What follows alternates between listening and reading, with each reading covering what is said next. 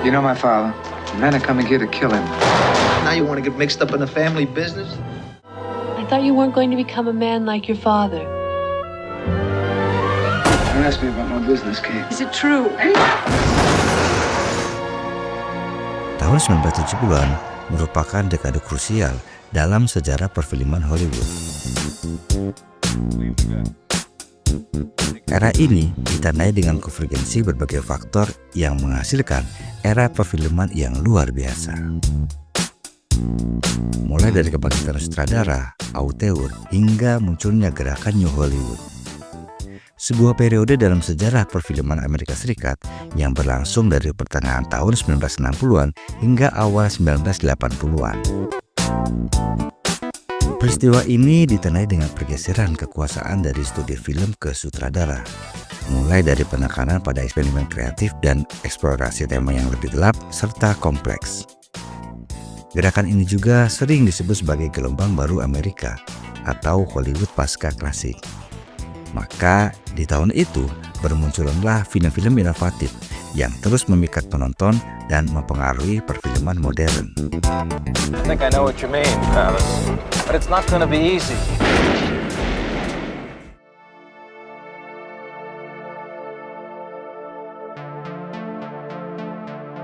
Tidak hanya di Hollywood, di Indonesia era ini juga ditandai oleh relevansi sosial dan politik, inovasi genre, bakat para pembuat film dan aktor yang visioner. Dalam video ini kita akan menelusuri mengapa sinema di tahun 70-an dianggap sebagai periode penting dalam sejarah perfilman Indonesia. Mari kita mulai.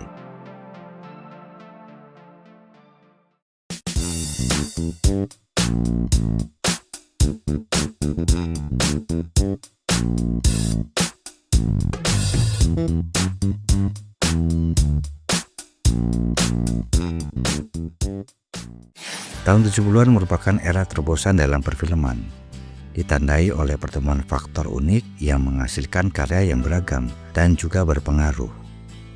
Dekade ini menandai munculnya film-film yang relevan secara sosial dan mengunggah pikiran yang mencerminkan iklim budaya dan politik saat itu.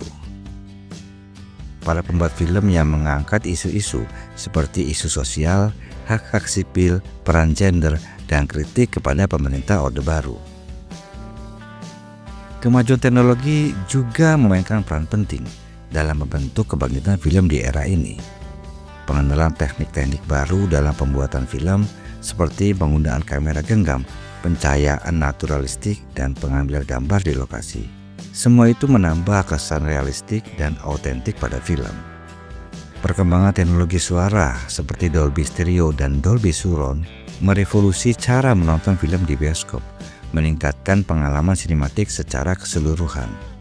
Kita juga menyaksikan pergeseran dalam penggambaran karakter dan cerita di layar lebar di era ini. Antihero dan protagonis yang kompleks dan memainkan kekurangan menjadi lebih menonjol, serta meninggalkan pola-pola tradisional.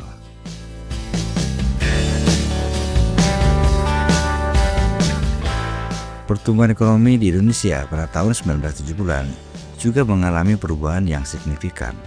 Era ini menandai kemunduran sistem studio tradisional digantikan dengan perusahaan produksi independen yang semakin populer.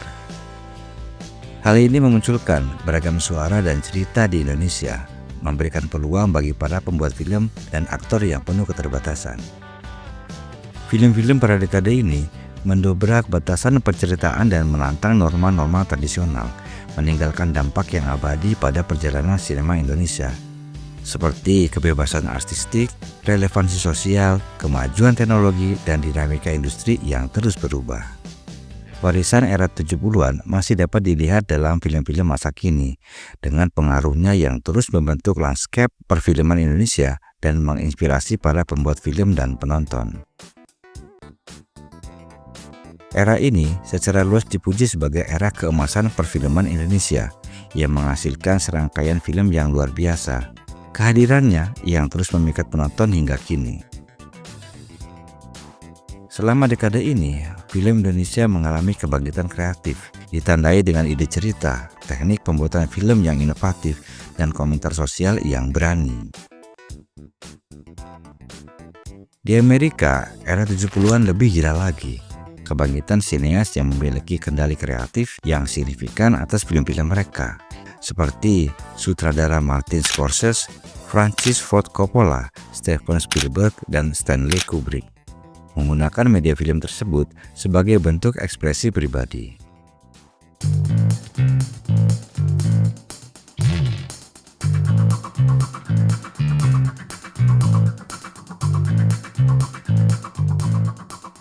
Di Indonesia pun demikian, muncul berbagai sutradara baru seperti Sumanjaya yang pernah menempuh pendidikan di Moskow.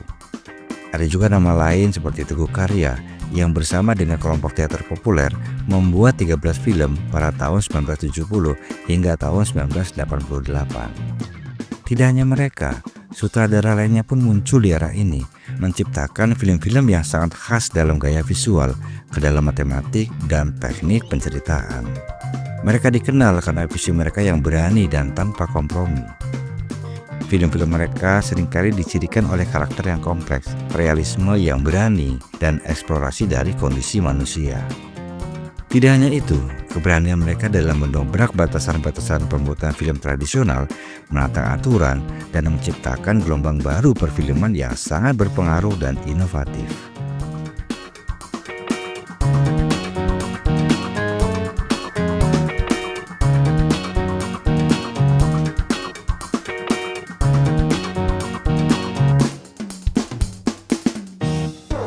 Tahun 70 juga merupakan masa perubahan sosial dan politik yang sangat besar. Hal ini tercermin dalam produksi film-film pada masa itu. Mereka sering menggunakan film sebagai platform untuk mengangkat isu-isu sosial dan kritik politik. Selain itu, didukung juga oleh tema-tema seperti komedi, drama, horor, dan aksi. Jadi, menurut Pak Daman, Sentot sudah tahu Belanda akan menyerang desa ini dan menyuruh penduduk supaya mengungsi.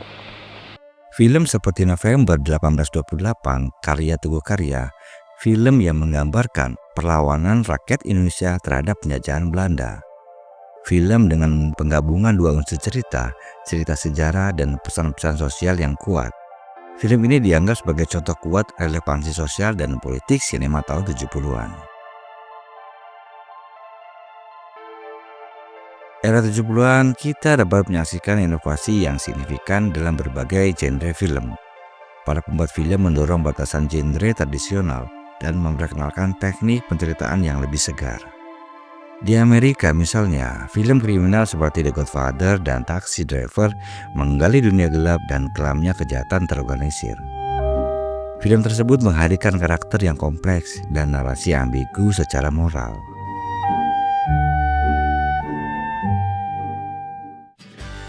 Kebangkitan film Indonesia pada tahun 1970-an ditandai dengan munculnya berbagai genre. Bukan hanya genre drama dan horor, tapi berani mengeksplorasi tema-tema yang sebelumnya dianggap tabu seperti seksualitas dan kekerasan. Era ini juga melahirkan bintang-bintang baru dan duet idola seperti Yani Rahman, Eva Arnaz, Roy Marten, Yesi Gusman, dan Rano Karno, serta yang lainnya. Era ini juga menjadi saksi peningkatan jumlah produksi film Indonesia, baik dari segi kuantitas maupun kualitas. Meskipun masih ada beberapa film yang dianggap mengejar keuntungan instan dengan menjiplak film-film dari negara lain. Film horor seperti Bernapas dalam Lumpur, Beranak dalam Kubur, mendefinisikan ulang genre horor dengan penggunaan atmosfer ketegangan dan teror psikologis yang inovatif. Film horor menjadi genre yang cukup diminati dengan tema-tema seperti kutukan, kekuatan gaib, dan sadisme yang seringkali dibalut dengan komedi ringan. Susana muncul sebagai ratu horor pada masa ini.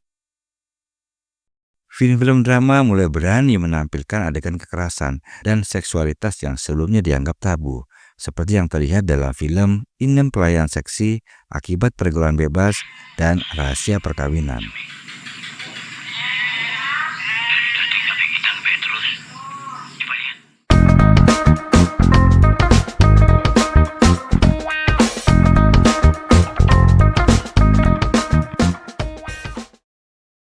Era 70-an menjadi saksi lahirnya sejumlah bintang idola, penulis, sinematografi, dan sutradara berbakat yang meninggalkan jejak signifikan di dunia perfilman.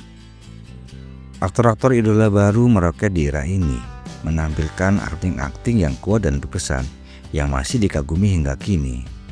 Dengan film-film seperti Pengantin Remaja, Perkawinan, dan Romeo dan Julie. Akting komedi tidak kalah menarik, seperti dalam film-film Benyamin Sueb, Ateng, dan Iskak. Mereka menjadi idola baru di kalangan anak muda pada saat ini. Tahun 1970-an adalah dekade yang menghasilkan sejumlah film inovatif dan berpengaruh di berbagai genre. Berikut beberapa film penting tahun 1970-an yang meninggalkan dampak abadi pada dunia perfilman.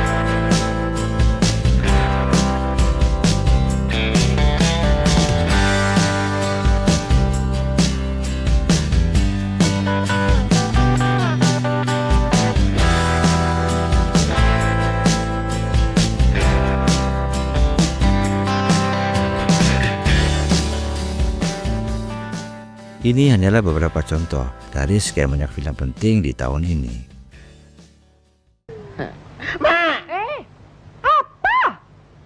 Ateng minta kawin. Ya mak ya. Film-film tahun 70-an dianggap mendorong kreativitas, mendobrak batasan penceritaan tradisional yang lebih inovatif, dan berani menantang aturan. Film dapat mencerminkan perubahan landscape sosial dan politik pada masa itu, meninggalkan warisan abadi dalam sejarah perfilman Indonesia. Dengan bernostalgia dengan para pemeran, menonton ulang film-film lawas Indonesia berarti kita ikut serta dalam menjaga dan mempertahankan nilai-nilai budaya. Setiap adegan, dialog, hingga iringan musiknya bukan sekedar hiburan semata, melainkan cermin dari cara berpikir, berperilaku, dan bermimpi masyarakat di masanya.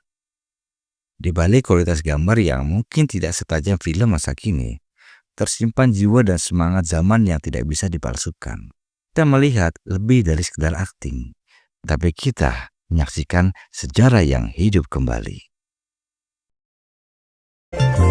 Aku cinta, Anda cinta, semua cinta buat